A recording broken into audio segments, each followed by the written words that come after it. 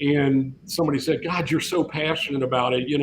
Why are you so passionate about it? And I go, well, I want to be able to feed my dog that's out in the field hunting the best food available and give him everything that he needs. And I go, why are you so interested in that? And he said, if my dog runs out of energy, somebody could die. And it was at that moment where I sat there and we went from being a company kind of focused on just the hunting industry and, kind of playing around shooting birds and rabbit and that type thing to people's lives depended on the performance of that dog.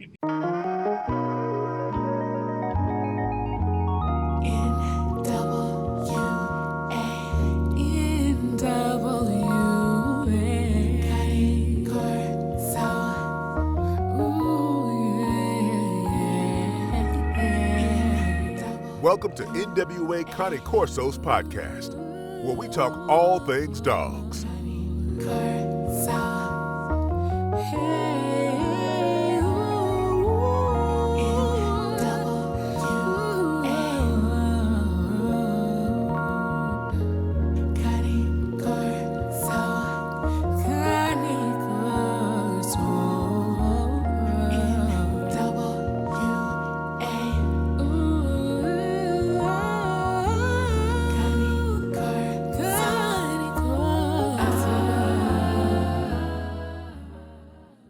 Welcome back to the NWA Corsos podcast, where we talk absolutely everything about dogs.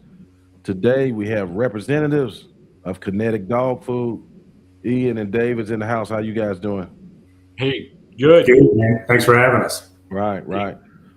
We appreciate you coming, and we're here to do some learning today. So, Ian, can you start out by letting the people know who you are? And sure, man.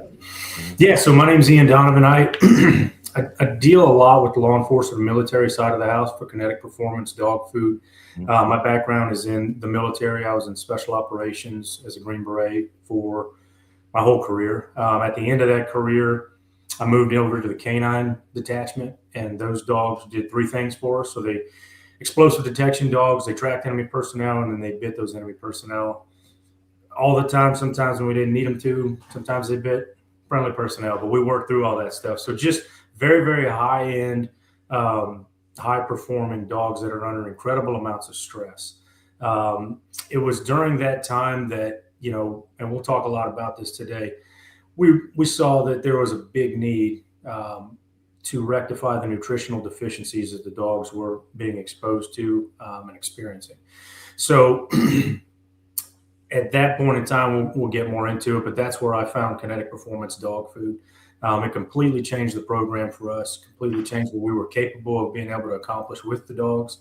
And to be honest with you, man, it's one of the biggest reasons that I'm sitting here talking to you today. The places we went, the things we did were not conducive. It's just not a safe environment. So those dogs were able to bring us home, not only myself, but a lot of the guys with me. And it was through finding Kinetic Performance Dog Food that I met Dave. He's the owner of the company. And not every day, man, do you get to speak face-to-face with the owner of the dog food company that your dogs are feeding or eating and that are making such a difference. And it was not what I expected from that initial encounter and through that initial meeting. After that, we hung out a little bit, and I had some personal dogs with me on that trip that were suffering. And I asked them, can this stuff help my dogs? My personal dogs. These are hunting dogs. I've been in hunting dogs my whole life, much longer than I've been in the Army. So again, high performance, highly intelligent, highly active dogs. So I was very familiar with the type of dog that I was getting in the military. And he said, sure, man, I can definitely help those dogs. Because although this is a performance dog food, that really just means it's a healthy dog food that every dog can benefit from. You just got to feed it properly. And I did that. And that's, anybody can tell me anything, man. I'm a results guy. And I always will be, till the day I die. That's how I get my information and knowledge.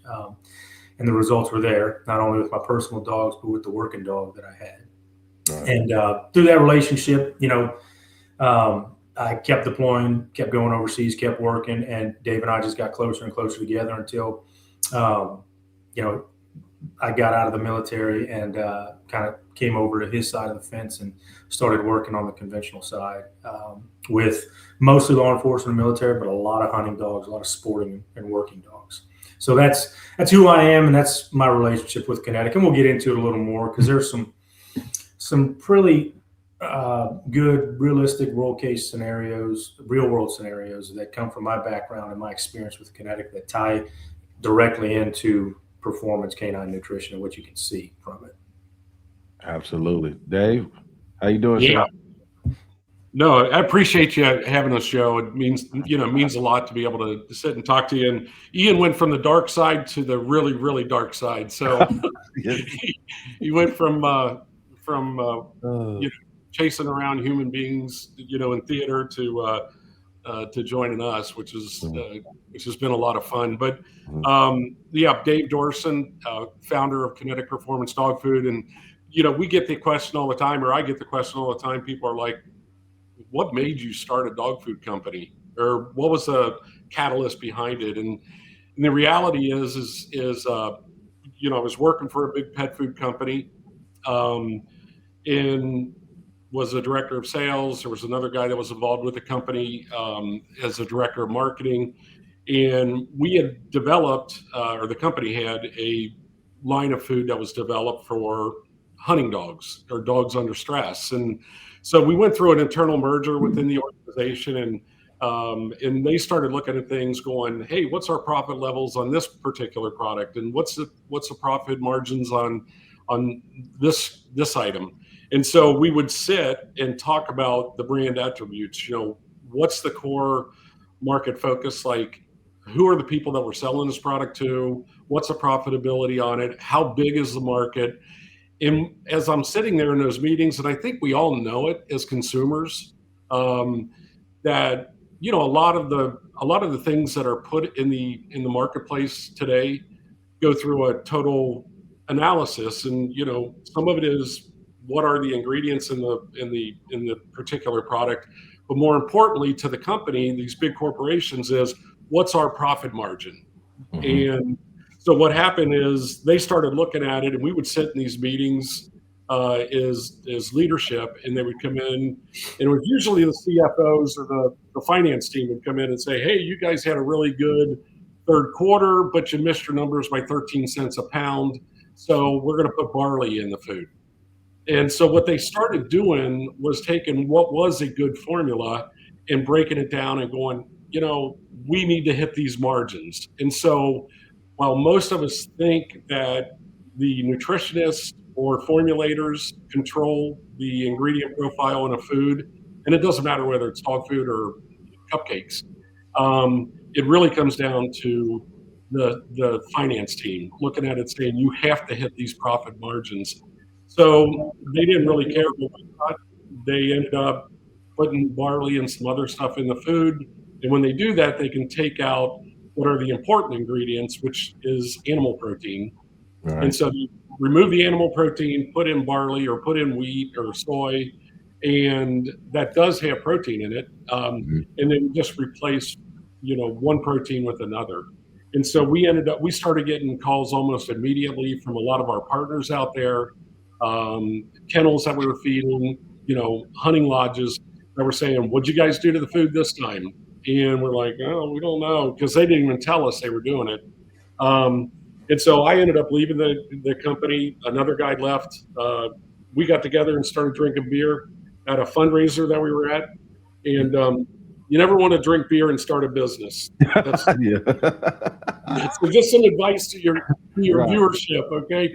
But we're drinking beer and we're like, God, if anybody ever just made a food and formulated a food for the dog and not the ROI and not the profit center or whatever, they could probably carve out a niche. And so we kind of took that idea and ran with it. The sad part, Joe, is every company out there can make a really good food, but it's expensive to do that. Yeah. And it doesn't fit into their profit margin. So when we started formulating, we were like, we're not only going to make a food that is good for the dog, but we're going to make a food where we can tell the consumer the reason that we put every ingredient in that food. So when you look at our nutrition profile, you might go, hey, why'd you guys put beet pulp in there? And we can tell you. Or why did you put in chicken byproduct meal? what's the big difference between byproduct meal and regular meal or whole meat? And I know Ian will dive into that, but Yeah. started that. And really the motivation was, it was a lifestyle business where we were like, man, if we could make enough money to keep us in shotgun shells and beer, we'll have a really good company. And when everything, and it was important to us because it was food that we were going to feed our dogs. And we looked at it like, we're feeding the most important dogs in the world. They're ours. And so I wanted a dog that could go out and hunt 3, 4, 5 days in a row and get the recovery in the nutrients that needed out of the food as a standalone. And so that's what we were able to do. When things changed with the company is when we started feeding some of our law enforcement teams across the country. And then we were introduced to one of the largest, I guess, for lack of a better phrase, military supply kennels on the globe. And we started working with those guys, and we were at an event. We started doing canine nutrition training as part of the curriculum for were coming in and getting dogs. And that's where I met Ian, was at that. And when we were sitting there talking after a class one day, we're kind of drinking beer, and not with Ian, but drinking beer with a couple of the other handlers that were there. And somebody said, God, you're so passionate about it. Why are you so passionate about it? And I go, well, I want to be able to feed my dog that's out in the field hunting the best food available and give him everything that he needs. And I go, why are you so interested in that? And he said, if my dog runs out of energy, somebody could die. And it was at that moment where I sat there, and we went from being a company kind of focused on just the hunting industry and, kind of playing around shooting birds and rabbit and that type thing, to people's lives depended on the performance of that dog. And so, when we started talking with Ian and his team and some other folks, it became real for me. I was never in the military. I wasn't able to because of a medical reason. But when I started working with young men like Ian and seeing what these guys go through, and not seeing firsthand, but hearing stories, Right. it became such a commitment and a passion that it's part of the company where we just, it's that important to us, because I've got friends that deploy. I know Ian does. I never want to have that responsibility as a business owner of somebody that is injured or a team member loses their life because of the performance of the dog Yeah.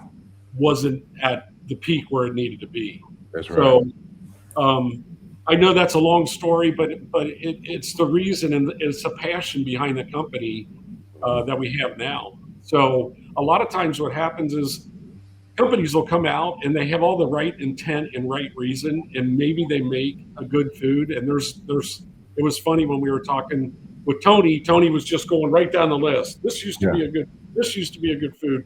He's talking about Tony Scandy. Everybody knows him on my channel. Yeah. Sorry about that. But Tony was talking about it, and I go, what happens is you get into this corporate world. And so, when a big corporation buys one of these things, the first thing that happens is the stockholders and the board of directors and the finance team goes, you just paid $5 billion for that brand. How are you going to get our money back? And the easiest way to get money back, especially when you have a developed brand, is to look into the nutrition profile and start chipping away at it. And so you start seeing people go, hey, we got kale, we got blueberries, we got bok choy in our food. And you're like, wow, what the hell? Dogs don't eat seaweed normally, so why are we putting seaweed in there? So anyway, that's kind of the history behind the startup of the company. Yeah, absolutely. Tony been in the game a long time. He done seen a lot about food, so I know he had a lot of information. I know y'all's probably ready to hire him. Yeah. Well, so, go ahead.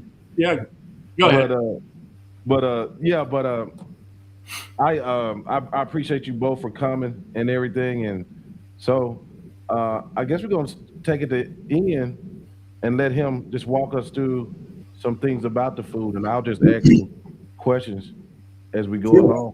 Yeah. Well, Dave, I appreciate you jumping on, man. That exception story can really only be told by Dave because he was the only guy there. I don't know, a lot of people want to know the beginning of a dog food company or any company, where it came from, and how we got our beginning. But that's our mission statement, man. It always has been and always will be. Make Yeah. dog food for dogs that matter. Yeah, I'd love to stay online with you guys, but I'm backing up against another call. But I will tell you this: this is a legacy business. So one of the things, my wife and I own it outright. We brought other folks in, like Ian, to be part of the growth of the organization. But this is not a company that we're looking at going, oh, we can sell. We get 5 calls a week. People are like, hey, we want to buy the company. And it's like, it's not for sale. Won't be for sale as long as I'm alive. I've got children that are involved in it now. So, but you're in good hands with Ian. If anybody ever has a question that they want to go directly to me, and you'll never get this with any of the other pet food companies, but my email is dave@kineticdogfood.com. You can work through Ian to get a hold of me if you need to, or Joe, you got my information. But really love the opportunity to talk to you guys, and I'll jump off of here. And Joe, you have any questions for me? Or no, I think I'm good. I just appreciate you coming, man. That's a big move to come and represent the company and be able to talk to you. So I appreciate it. Okay, you guys take care. Okay, man. You too. I hope I don't blow this whole thing up by jumping off. Yeah. All right. No, it'll be all right. All right, brother. Ian, you ready, my friend? Yes, sir, man. Let's get after it. Okay, let's do it.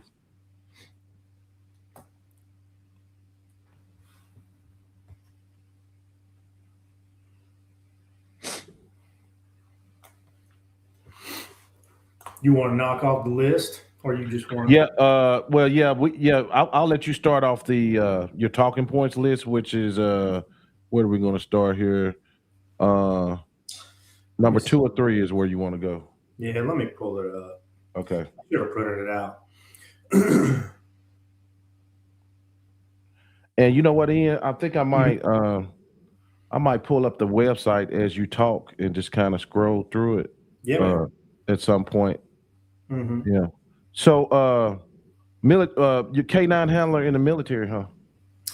Yes, sir. Yeah. So, in special operations, it's not an MOS. It's just another duty. What happens to a guy in special operations is every special forces group has their own kennel organic to that group, and they're supposed to have around 13 or 14 dogs. A Green Beret is going to become senior on a team, and then oftentimes they have got to go and they've got to go start training either new recruits, in the schoolhouse, or they're going to have to move off the team because they need to go get some professional development, but they also need to get back to the special operations community. I didn't want to go to the schoolhouse. I wanted to keep on deploying, because when you go to the schoolhouse, you're not going to go and deploy. You're just going to be teaching young Green Berets how to be Green Berets. Oh, gotcha.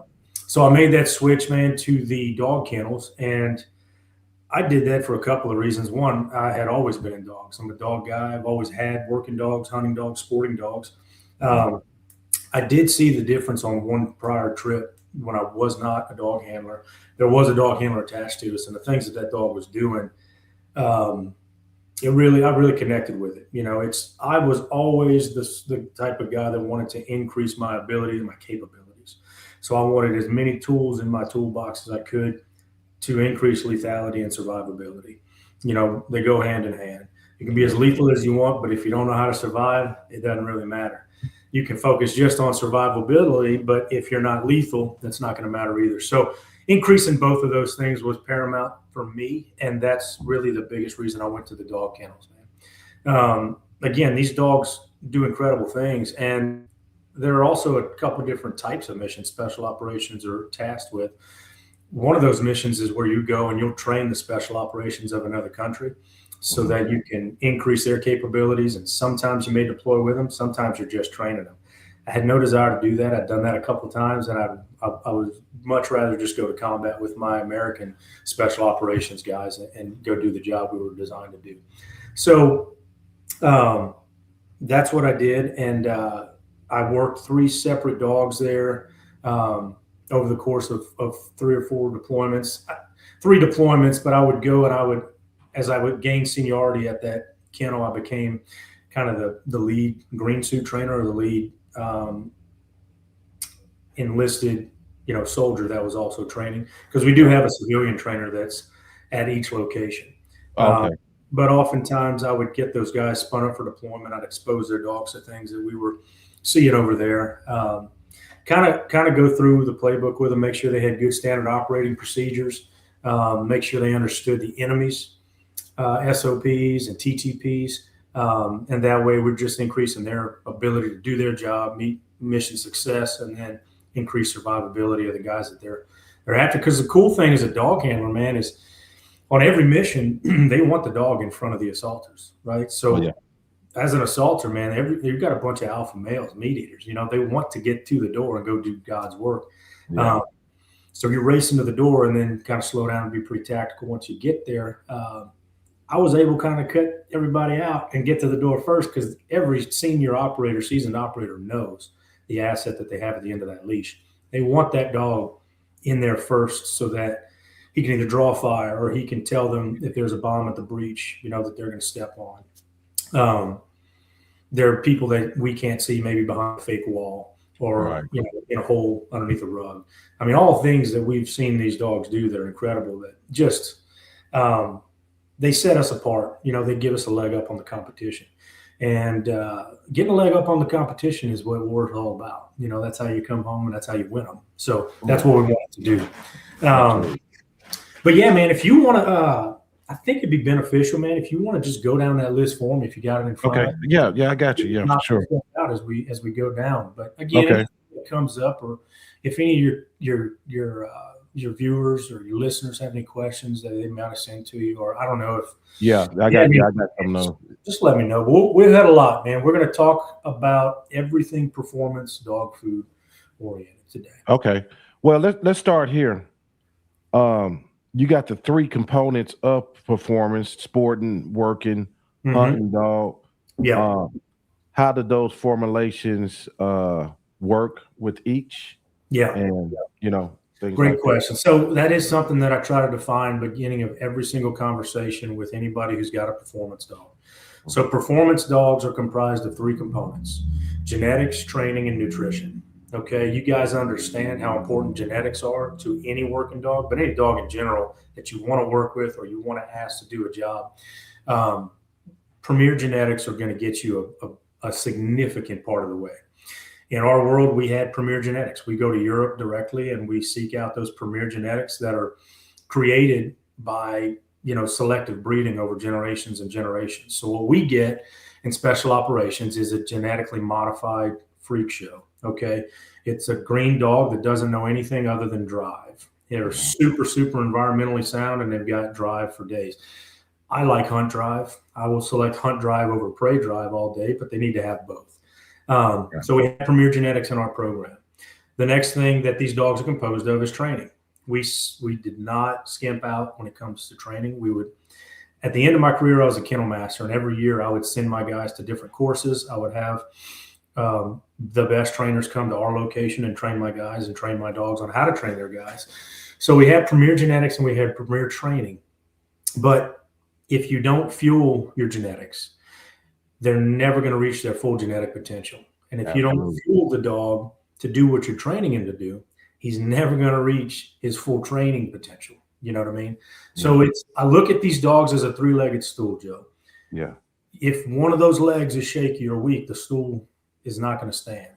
And that is the most important thing that I can ever bring up to the working dog or sporting dog, performance dog community, is that definition. And again, that is not my definition. That is the definition of a friend of mine, Steve Stoops, who was a Delta Force trainer for a lot of years.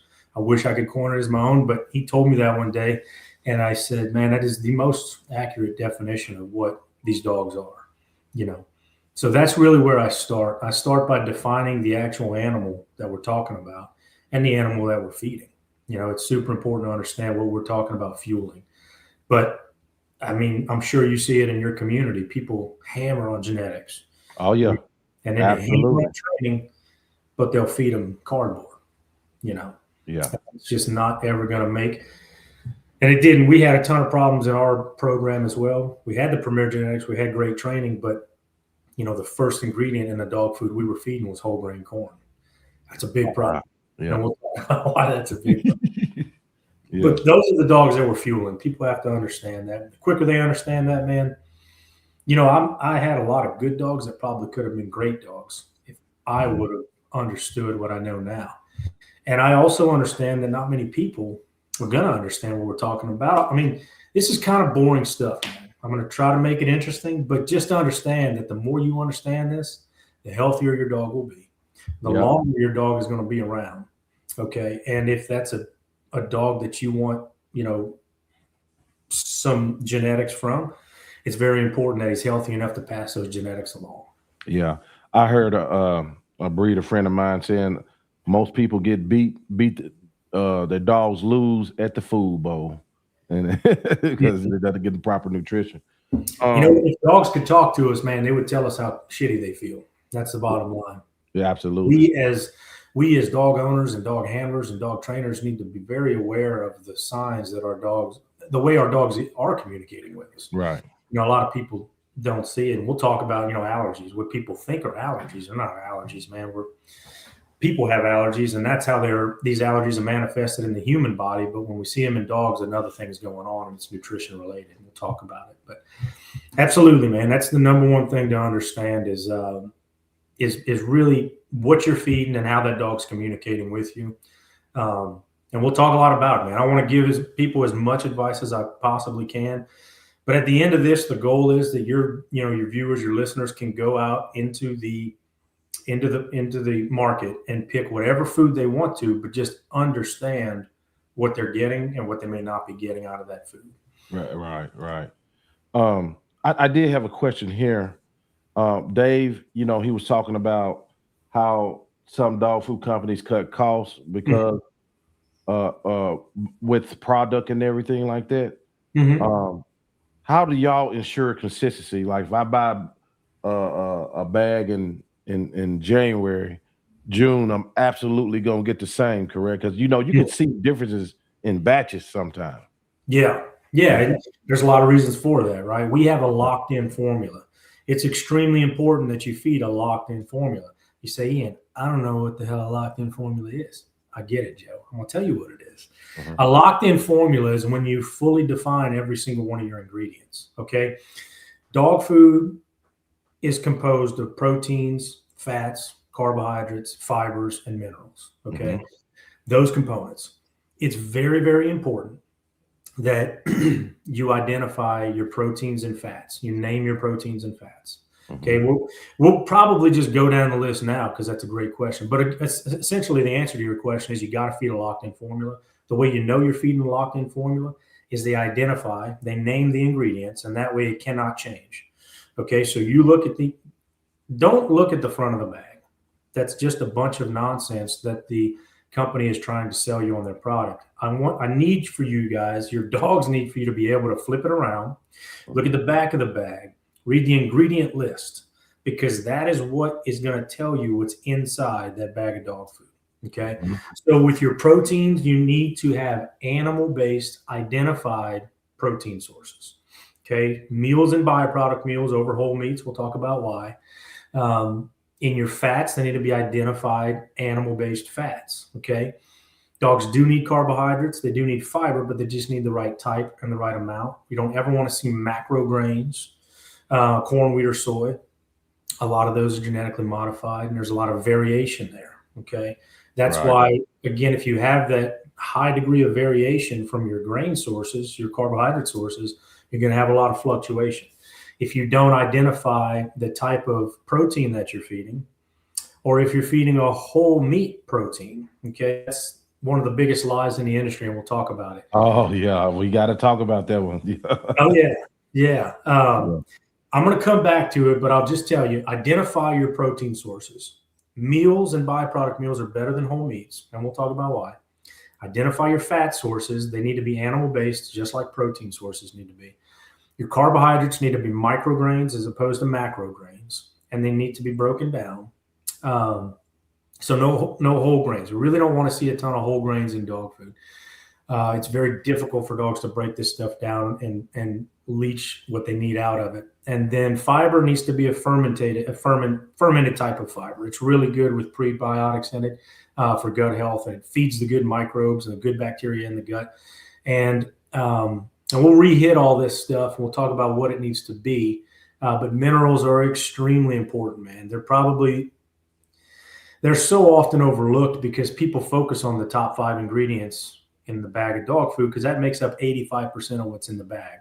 Right. Nobody understands everything after the salt divider ingredient, right? Because it looks like you need a biology degree to read it and understand it. Yeah, right. I'll make it very simple, man. You need organic minerals over inorganic minerals.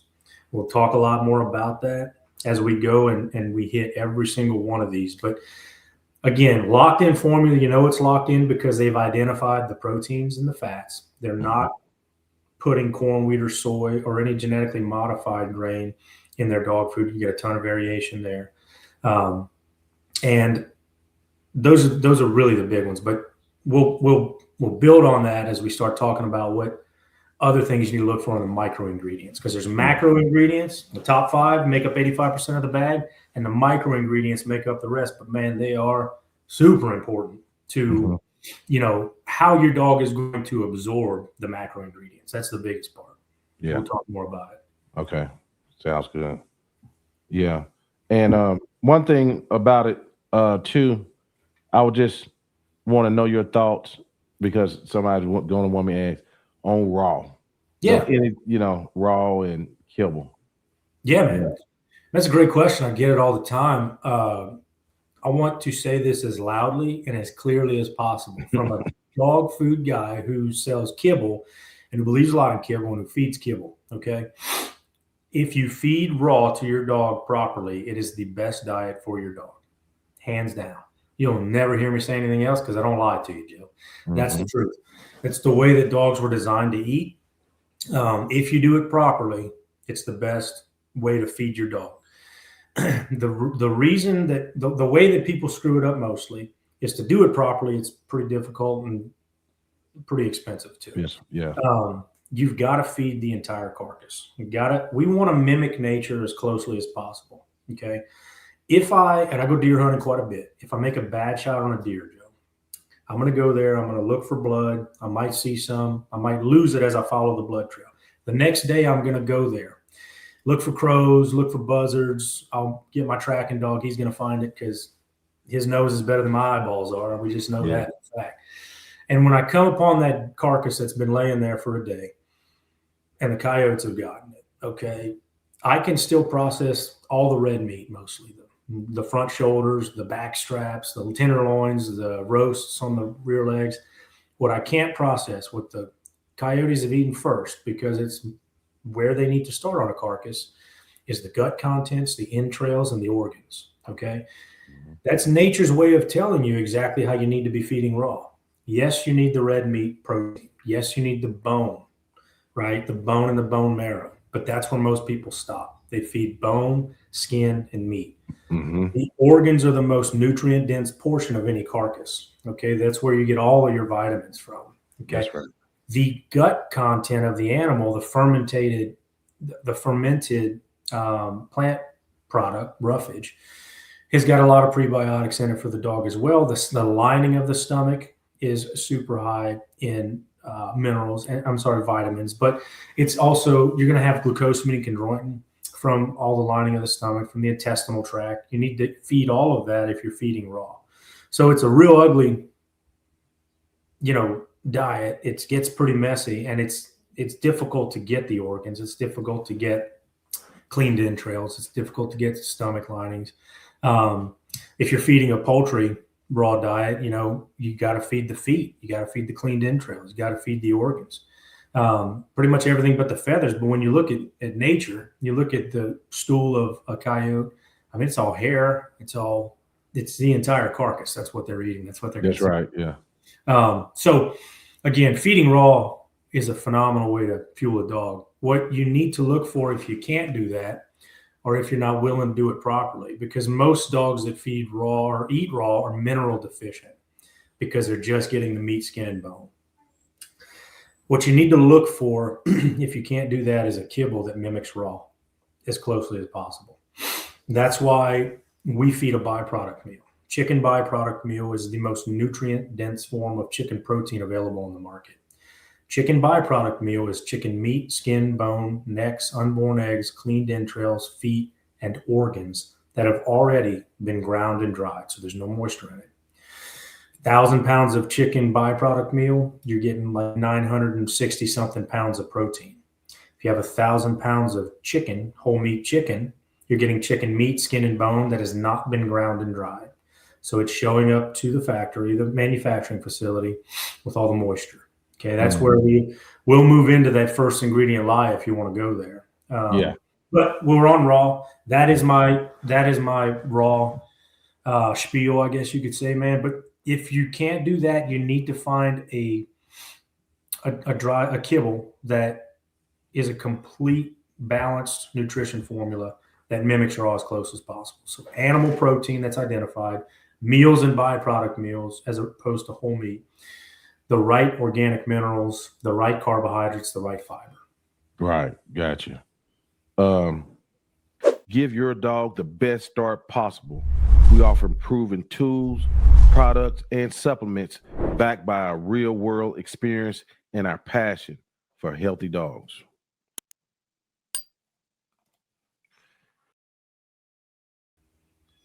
Can you briefly, before we go further into like the first and the ingredients and everything, if you don't mind, could you briefly explain the dog food industry that feeds the 90 million dogs in the U.S. and the difference that is required to feed the 500,000 performance dogs in the U.S.? Yeah, man. Thanks for bringing that up. I'm glad you got a list in front of you. Yeah, I got it. Yeah, because I'll bounce all over the place, man. You got to keep me on track. Yes, sir. So sure, to understand the dog food industry, you got to understand the dog industry. You know, the number of dogs in the country. There's about 90 million dogs in the United States. About 500,000 of those dogs are performance, sporting, working, hunting dogs. So that's less than 1% of the total dog population in the country. Every single dog food out there is going to tell you that they have a performance dog food, right? They are much more interested in feeding the 90 million dogs out there than the 500,000 dogs out there.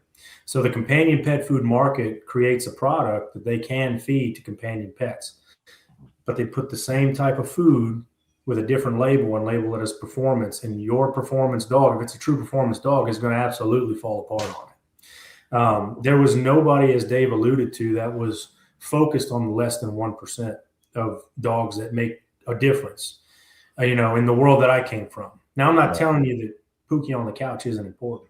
I got Pookie on the couch too.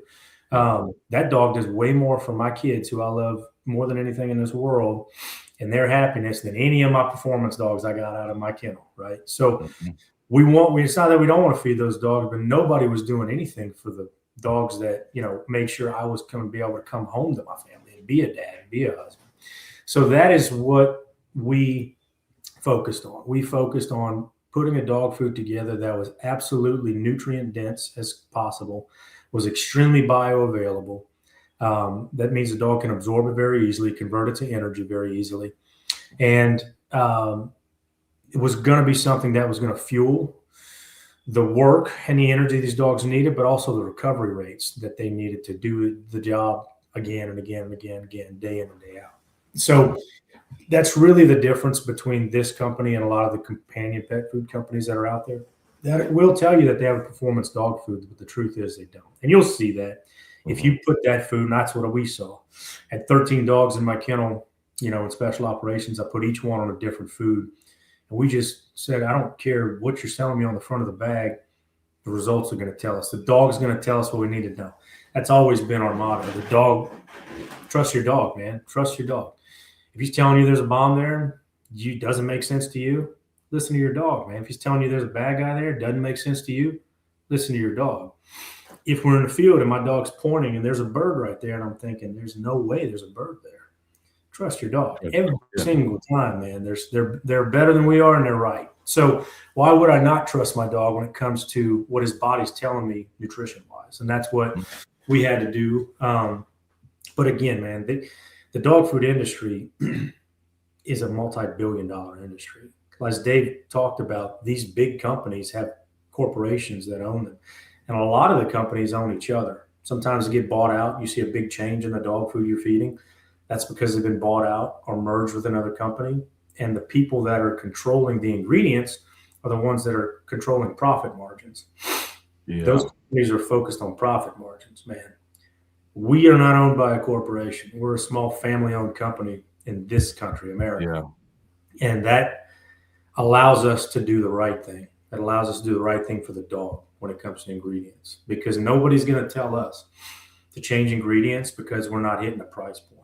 You know, we're doing it for the dogs. We're doing it for the performance of the dogs. That's why we outfeed them all. You know, they can outspend me and outgive food away. But if you do a side-by-side feeding trial, you know, the results speak for itself. So you can have an idiot like me selling this food because all I have to do is put it in your hands. You know, that's pretty much. Right. And that's Absolutely. Yeah. Yeah.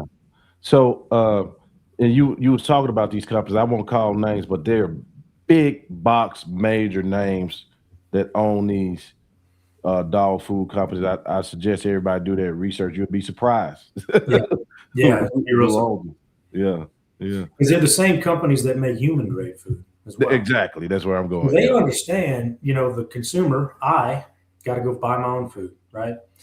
If I'm a healthy guy, I'm going to be trying to buy healthy food. Or who goes grocery shopping in my house? My wife does. Who goes grocery shopping in the majority of homes in America? The wife does. Yeah. Why do you think when you go down the dog food aisle in the grocery store, there's a lot of pink bags, there's a lot of purple bags, there's, you know, dog food companies that have chefs that are women that are promoting the brand. You know, there's very few men that are going out there and doing the grocery shopping and buying the family dog's his food. So there's a lot of things. And then, you know, Dave touched on it, but these ridiculous ingredients in there that are just there designed to grab my attention and approval as a human. I know that I need to eat more kale instead of cheeseburgers. I get it, man. Yeah. But the dog doesn't need to. You know what I mean? Right. I know that blueberries are good for me, but they have no place in a dog's diet. There are just some fillers, and that's what they are, just fillers in dog food that really have no place other than filling a bag of dog food. So if you can put a lot of fillers in dog food, it's not nutrient dense. You have to feed a lot more food to get anything out of the dog, you know, out of the food for the dog. You're going to increase your quantity. When you feed more food, they sell more food. Very rarely you're going to have a dog food company like us that is going to tell you you have to feed much less if you want the results, because when you increase the quality, you've got to decrease the quantity. Okay, when too much nutrient density or nutrition hits the hind gut, you're going to have loose stool. So we decrease the amount because we've increased the quality so high. And that's what you have to do, man. Yeah, which means less stool and more nutrients. Absolutely. So, I mean, we can definitely touch on that now. Yeah, let's do it. Stool is, and people think I'm crazy in the companion pet world when they're talking to me about their dogs, and I say, send me a picture of the dog and send me a picture of the stool, you know, and they think, what is he talking about? Well, the stool of the dog is going to tell me a lot of what I need to know about what's going on inside the dog. It's the one thing that's coming out of the dog other than energy, okay? I can't see your energy in your dog. I can see the stool, and it's going to tell me a lot. When you feed a nutrient-dense food that's very bioavailable, one, you're going to be feeding less. So less in, less out. But the more you can absorb the nutrition in the food, the less stool is going to come out. So you're absorbing all the nutrition in the food, the less waste you're going to have. Okay. Right. The waste that you will have is going to be extremely firm. You want a firm stool. I can go out of my kennel. Sounds gross. I can pick stool up with my hand and throw it out of the kennel and have no stool on my hand. That's what the goal that we're looking for. Okay. You want less stool. You want one, maybe two stools a day, but it's got to be that firm stool. And if you don't have nutrient density, if you have a dog food that's got a lot of fillers, meaning they're putting ingredients in there that the dog doesn't need, so the dog doesn't absorb it, it goes in the dog and it goes right out of the dog. In our situation, some dogs are feeding 6 to 8 cups a day because they were losing weight. Right? What happens is, and these dogs are exerting a ton of energy, so we're trying to refuel them. 6 to 8 cups a day, more stool in the kennel. That's it. And loose stool. There's two ways you can get loose stool. One, too much nutrition, too much protein or carbohydrates hits the hindgut, it's going to loosen stool because it's supposed to be absorbed by the time it hits the hindgut. If you have protein and carbohydrates that dogs can't absorb and it hits the hindgut, it's going to come out as loose stool. So what we were saying was exactly that. Dogs were literally having liquid diarrhea. The ingredients in the food that we were feeding, this will bring us back to the first ingredient being a whole meat as the lie, topic, but we'll get there. You've got to, if you're feeding a high plant-based protein percentage, protein needs to come from animal-based ingredients, not plant-based. And we'll talk about why your majority of people are feeding plant-based protein and how you can identify that in the ingredient list. But when a lot of plant-based material protein gets introduced to the dog, it can't absorb it. It's going to go straight to the hindgut. It's going to loosen his stool. You can feed a dog to death, meaning the dog's losing weight, you give him more food. He's losing even more weight, you give him more. His body's working in overdrive to pull nutrition out of the food, and the nutrition's not there. So he's burning calories to pull nutrition that he's not getting replaced. He's just going to continue losing weight. I can tell you, man, we love hydration. Everybody needs to be hydrated. Your dog is no different. I can hydrate my dog by feeding him the right type of food, because the more stool that goes through your dog, the more moisture leaves your dog. Okay. The looser the stool, the more moisture loss. So we want 1 to 2 stools a day, very firm. That's going to increase hydration levels in your dog. Okay. So hydration is important. You can get there by putting the proper nutrition into your dog. Right. Gotcha. So I was reading here, you guys on a bioavailability have a 85 to 88% animal protein average compared to the industry's 60%. Mm-hmm. Wow. Okay. And so we're going to really decrease that stool rate, making it firmer. Wow. Okay. Now, everybody can do this. Every dog food company can do this. Every consumer out there can tell if the dog food companies doing this. I'm going to tell you how to do that right now, if that's cool with you. Yeah, that's fine. Let's do it. Cool, man. Yeah. So ingredients in dog food are listed in order by pre-cooked weight.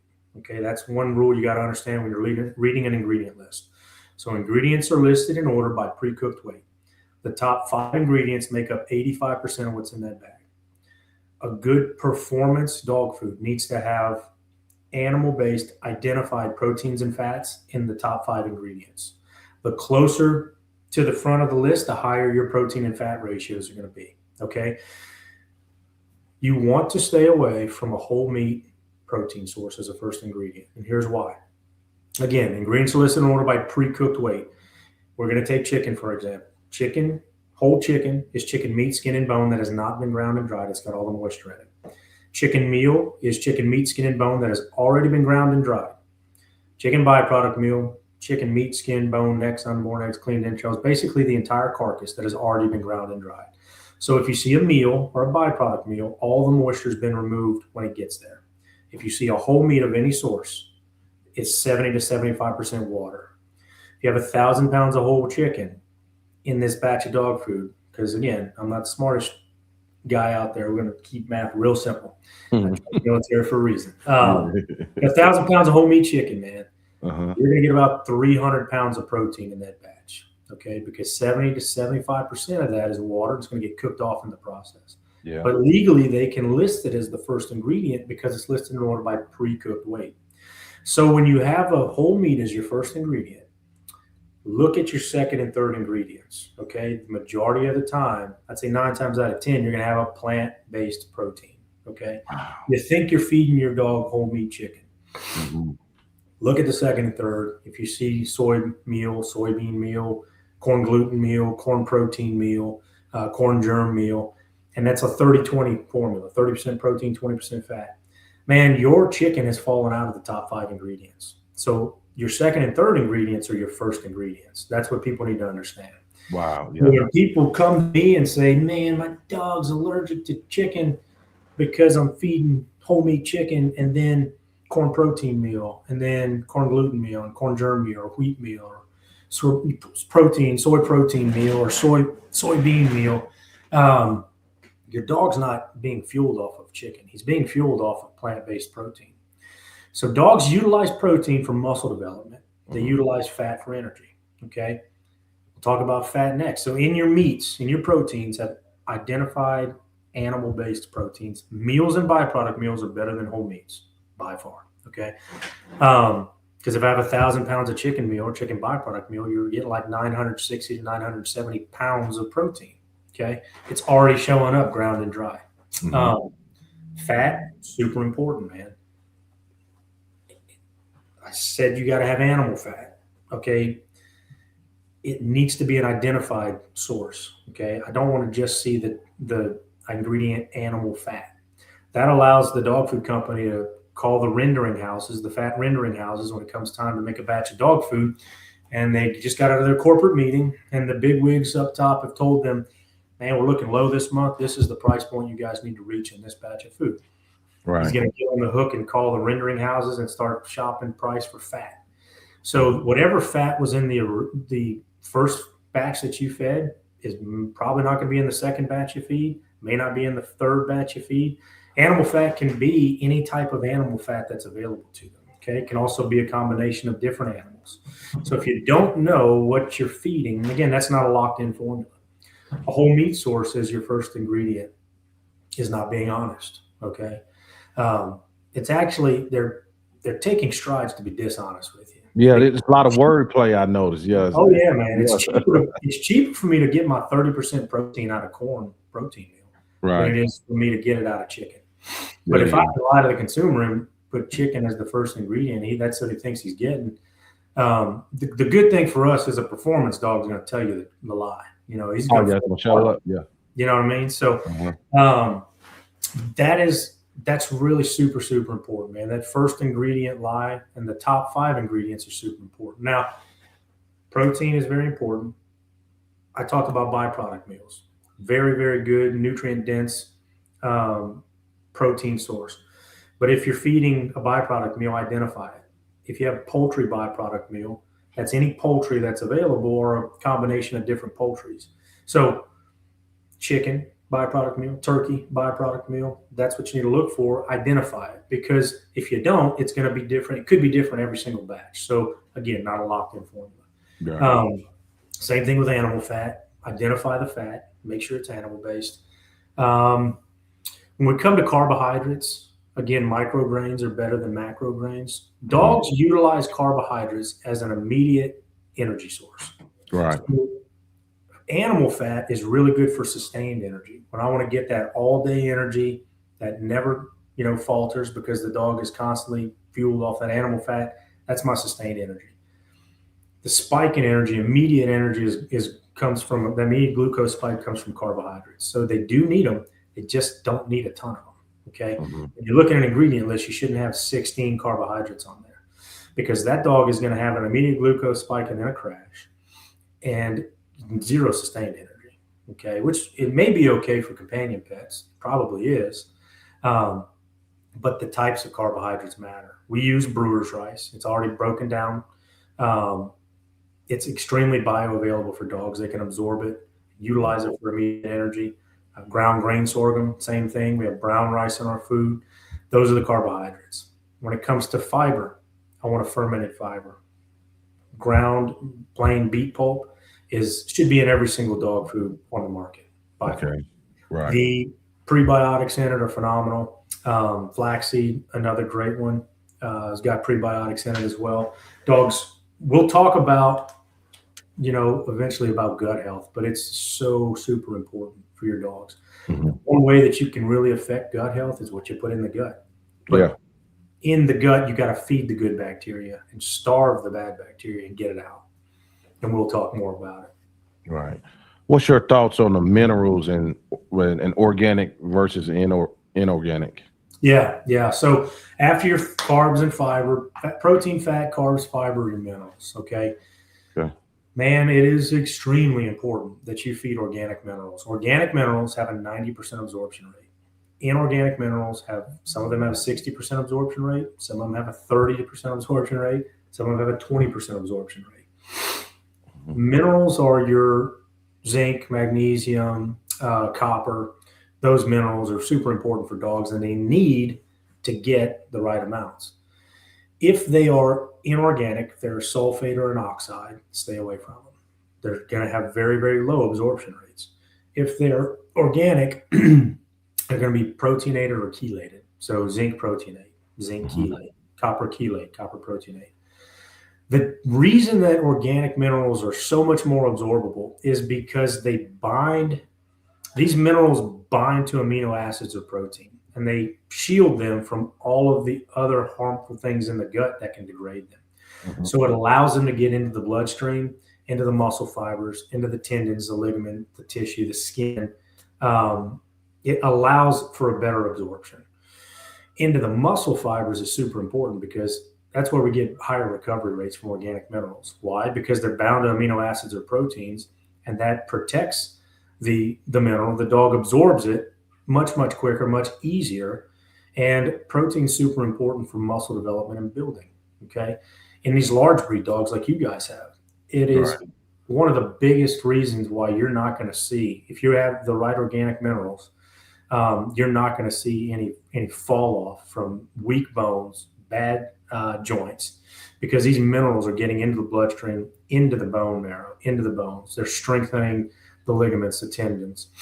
They're strengthening the joints and the bones in general. So it's extremely important in large breed dogs, probably more than small, because they're put in there's a weight bearing issue for bones and joints. But again, when you have a big dog that's highly active, man, you better be putting the right minerals into that dog's bloodstream, into his muscles, and his tendons, ligaments, bone marrow, bones, and joints.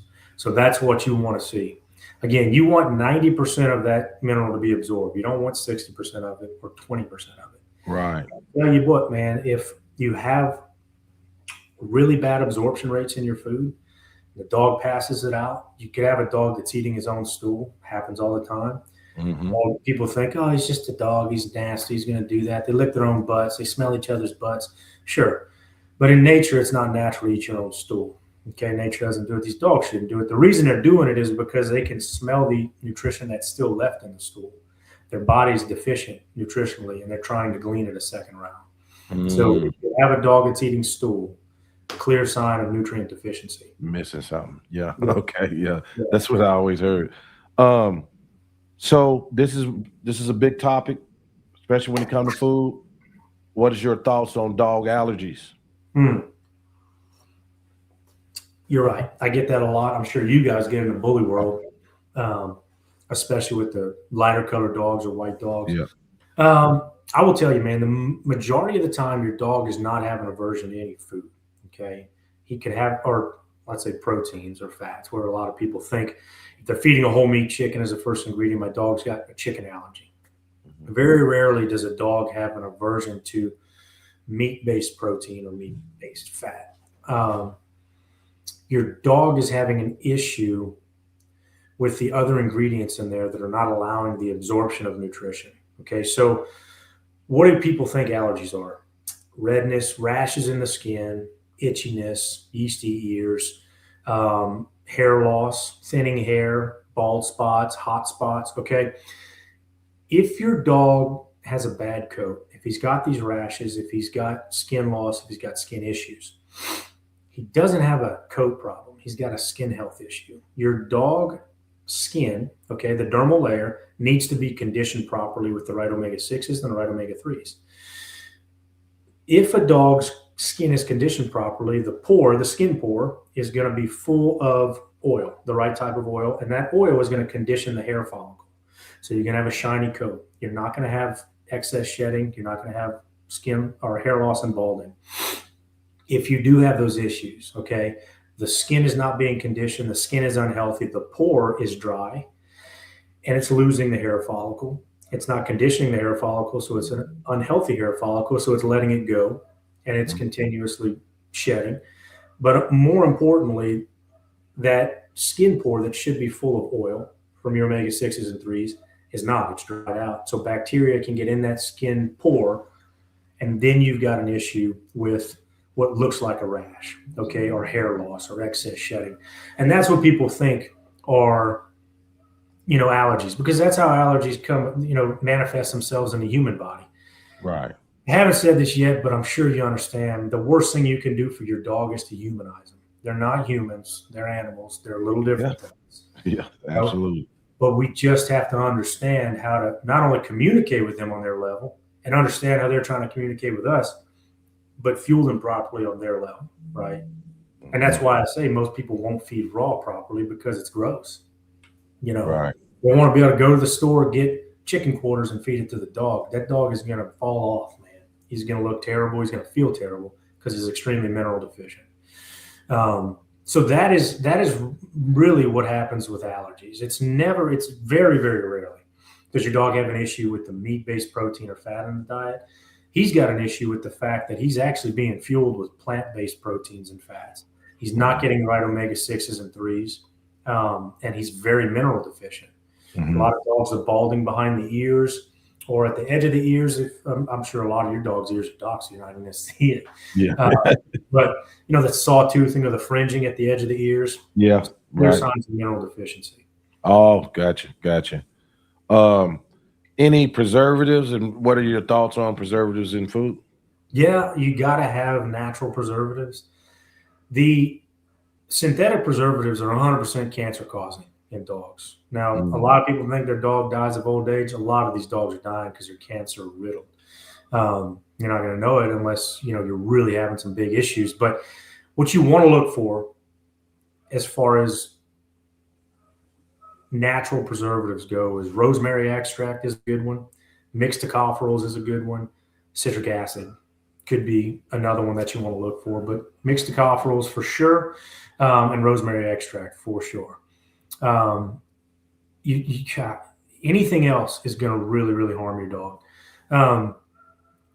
The preservative on the food is super important because, again, it keeps the food alive till it gets into your dog, and it keeps all that good nutrition intact until your dog can pull it apart and clean it.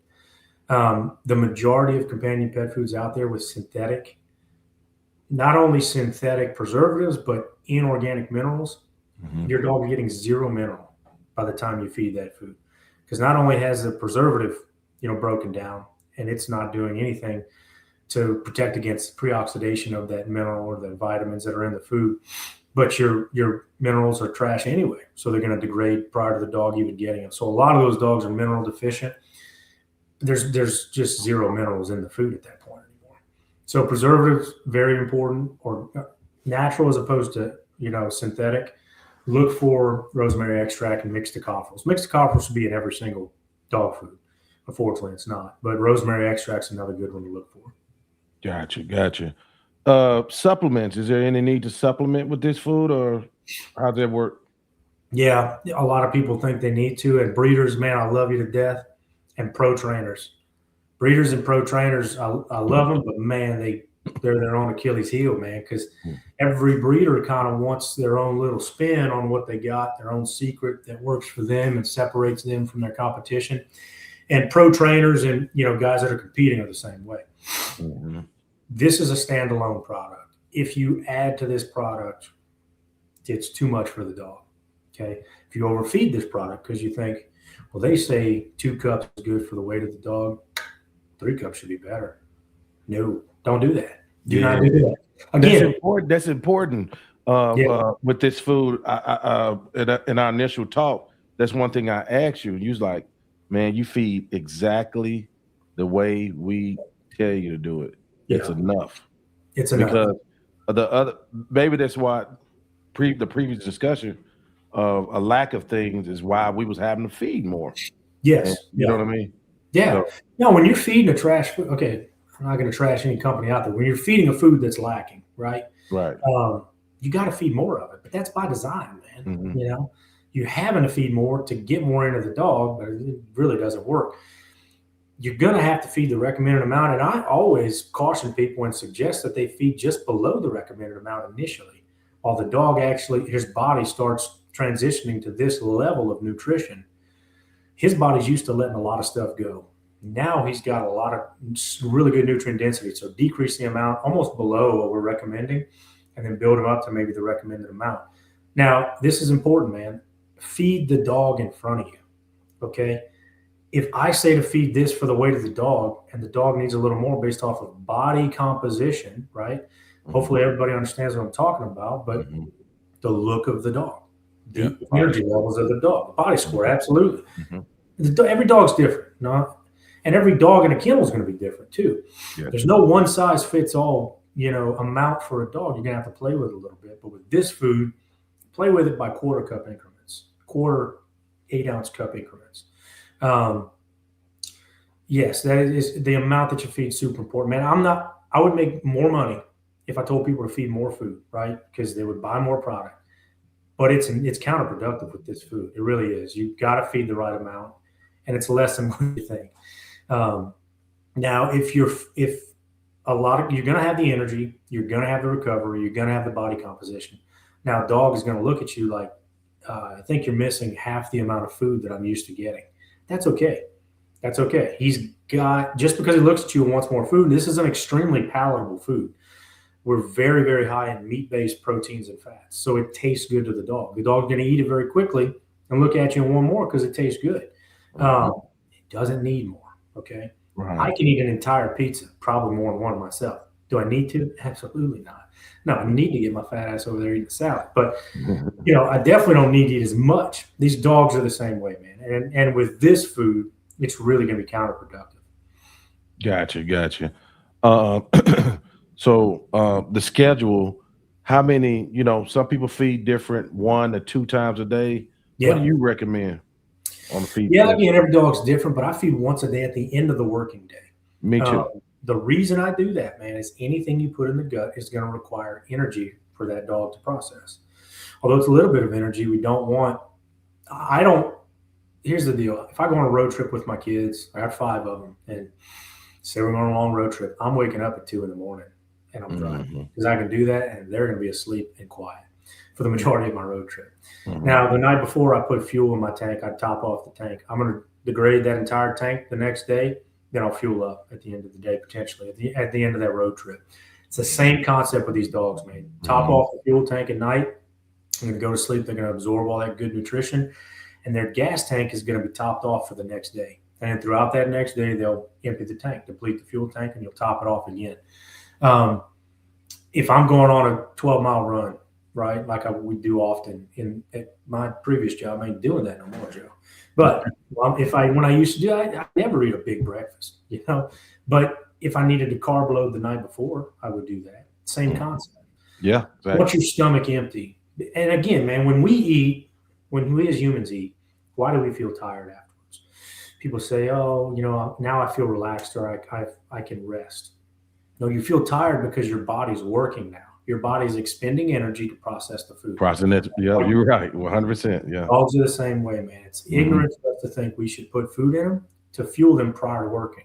No, we're just going to require energy to process that food. So I personally feed once a day at the end of the day. Now, puppies are different. Puppies need a little more food throughout the day because as we're transitioning them off the mama, they have access 24 hours a day to this food, from the mother's milk. And again, with breeders especially, we do a phenomenal job of increasing fertility in dogs because of this food.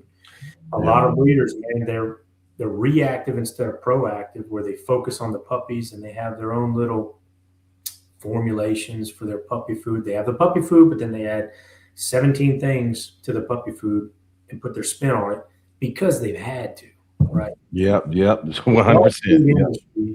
Has let them down and not given them a product that's standalone. We have given you that product, okay? So don't add anything to it. Now, the best thing you can do for the health of those puppies is to be proactive instead of reactive and really focus on the health of that mama dog. Get her gut as healthy as you can possibly get it. Give her the food when she's bred throughout pregnancy and throughout whelping. And we put them on the puppy food. And we have bigger litters, bigger pups in the litters, no stillborn puppies, no issues with fertility. We're actually increasing fertility, and the puppies are benefiting based on, because the best way to get a healthy puppy is, one, for that mama dog to be able to pass nutrition to the puppy while it's in the womb, and then through her milk to be able to fuel that puppy at its growth and development stage. The milk is going to be more than anything I can put in that puppy. So Right. stop trying to humanize the dog. Let nature take its course, but just fuel nature properly. That's Right. the key. A big issue we have is that's not really talked about in the breeding world Yeah. is problems with heat cycles. Um, a lot of us have ran into it. We've had to you call your buddy, man, and it's we've moved from certain food because we knew it was causing that. Yeah. What are your thoughts on and do y'all know what it is with certain brands, and are we gonna be okay on our normal heat cycles and things like that? Yeah. Good question, man. It's Mhm, important for a lot of breeders. mhm, There are performance dog foods out there that are going to give you a good product for performance, energy levels and recovery rates. mhm, Um, but they're lacking in the fertility realm. mhm. It's very, very important. AFCO is the organization that controls the efficacy of ingredients in dog food. It's an American-based organization. They control the food in this country. So it may be a little more difficult for that organization to affect the efficacy of some of the vitamins and minerals and ingredients that are in foods maybe that aren't made in this country. Um, what I can tell you is you need good folic acid for fertility. You do. If your folic acid is being degraded prior to getting in the dog, you're going to have an issue with fertility. Mhm. It's not natural to have inconsistent heat cycles or to be missing them all together or to have small litters. You need the opposite from good nutrition. If you're getting good nutrition, you should be seeing the opposite. The dog's body, nature knows more than we do, more than we can do for it. So if the dog's body understands that it's not going to be healthy enough to raise a litter of pups, and it's not going to be, really detrimental to the dog, then the dog's going to understand, survivability factor is going to kick in. It may skip a heat cycle. May Right. not, the body may understand it's not healthy enough to really take care of that litter of pups in the womb and then kick out a good litter of pups without taking too much from the mama dog. So that may be the reason that they're skipping heat cycles or missing them altogether, or the reason they're having small litters or seeing some of that stuff. Now, I don't know because we don't have that problem. Mhm. I can tell you that our ingredients are absolutely what they need to be, and we're seeing that based off of breeding and based off of breeders' feedback to us. It's really, really exciting information to get every time. I mean, just last night, I had a beagle breeder that sent me another picture of a 10 pup litter. Mm. Initially he was getting 5 to 6 pups consistently out of this dog and out of most of his dogs. Now he's having more pups than he's ever had. None of them are stillborn. And the mama, most importantly, the mama dog needs no help from him to supplement for milk production. There's a lot of good milk production. And again, that's his kudos to him for being proactive on the front end, taking care of that mama dog so she can take care of the pups. Gotcha. Super important, man, to put the right ingredients in the gut. The microbiome of the gut is the bacteria in the gut. There's a mucous membrane around the lining of the gut. That's where all your bacteria lives. It's good bacteria in there and there's bad bacteria. You need a food that feeds the good bacteria and gets rid of the bad bacteria. There's an ingredient in our food that seeks out the bad bacteria. These bad bacteria in the microscope look like they have these little ports that come off. And if that port can attach to the gut wall, the lining of the stomach, it can work its way through into the bloodstream. Now you got a problem. Yeah. This ingredient seeks out that bad bacteria and plugs all the ports. So if there's 3 ports coming off of it, they're going to find those 3 ports and plug each one. It cannot connect to the gut wall and it gets escorted out of the dog. So we're constantly feeding the good bacteria and decreasing the bad bacteria to increase gut health. And that is super important for breeders to understand. That mama dog's gut health, 90% of diseases are traced back to gut health in dogs. 70% of immune response comes from the health of the gut. And it's 30% of energy requirements are for gut function. So gut function and gut health are extremely important. We can't see that, but we can see it on the outside of the dog. We absolutely can. When we see a dog that's got the right body composition, a dog that's got a shiny, healthy skin and coat, a dog that's passing, 1 to 2 stools a day and it's firm, a dog that's got energy for days and recovery rates that are very high. We understand that the gut is healthy and it's working properly. Gotcha. Now, I'd like to thank you personally for all the good things I've been hearing about the food, and that's one thing that attracted us to you, me and Doug, the co-producer, because Yeah. we've been getting a lot of people working with the food. But y'all do have something coming out for the everyday pet owner, right? Or is it out already? Yeah, we do, man. Now, don't get me wrong. We've got a 26. Something that's cool about our formulas is we have a bunch of chicken-based formulas. Not a bunch, I think 5 now. All of those formulas have the same exact ingredients, just different ratios of fat and protein. That's important. Okay, so if you have a lot of dogs and not every single dog needs the 30-20, you can bump them down to the 20-16, or the same dog has. So yeah, we have a 25-14 is the new one that's coming out. That's core. Core. Yeah. The puppy formula up above that one is the 28K. So if you scroll up, you'll see it 28-15. That's a really small kibble for puppies. That's what we suggest you put your breeder bitches on, and time of pregnancy, throughout pregnancy, or time of breeding, throughout pregnancy, throughout whelping, and then the pups can be on that for. Depending on the dog, a lot of people feed it the first year. The core is what we're really focusing on providing the companion pet market. Essentially, it's got the least amount of protein and fat, so you can feed a little more, but it's a much larger kibble. So a lot of these people want to treat train their dogs. They want to do it with the food that they're feeding. If you are treat training, that's a phenomenal product to try, because what happens with treat trainers is if they're fully treat training a dog, they're encouraging the dog in their obedience with food. So the more repetitions they can get, the more training they can get in. So they need to be able to feed a little more. So that's why we came out with core. We tried it with our 26-16, and they were overfeeding and loosening stool. So that's really why we're coming out with core. Now, again, all of these chicken-based formulas, same exact ingredients. So if you're on the 26-16 and your dog needs a little more weight, you can bump them up to the 30-20 overnight with no digestional upset. Oh, wow. Okay. And from the 30-20 to 32-24, now that is extreme rocket fuel, man. It's a lot of sled dogs are on that, and really, really high-performing dogs. So don't make the mistake of, my dog's a badass. I get it. I'm sure your dog's awesome. He probably doesn't need that food, Right. Too much. Probably doesn't need 30-20, but, you can – I tell a lot of people that the 26-16 is a good starting point. If your dog needs a little more, you can move to the 30-20. But the 24-18, the Vital, that yellow, kind of dark yellow food there, is the only non-chicken based formula that we have. It's a beef protein and pork fat. It is extremely nutrient rich. You don't have to feed a lot of it. And it's another big kibble, because pork fat is extremely palatable.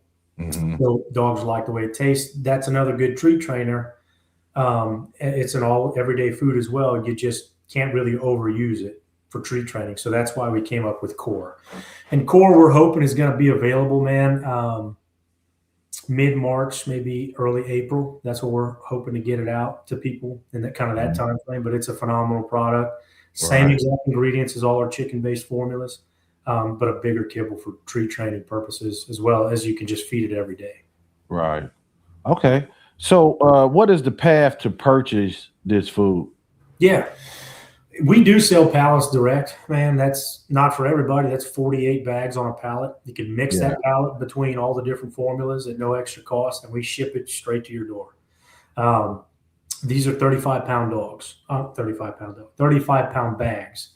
All of our bags are 35 pounds. Now, we are coming out with some smaller bags for breeders to be able to, kind of give to their clients when they come to pick up a puppy. But these are 35-pound bags, and we pay shipping. So the price, if you go on our website and put a pallet together, price you see is the price you pay. Shipping is included in that price. We're paying that. If you're in single bags, Chewy.com or Walmart.com is the easiest way to get it. It's so easy for people nowadays to just go on there. You can auto ship it. You don't even have to think about it. It just shows up. It's very, very simple. We can be in stores. If the store wants to sell our product, man, they just get a hold of us and we will sell them pallets and then they can sell the food. Right. So we do have a distributor price for this food. If distributors want to get a hold of it and sell it, they can get a hold of me.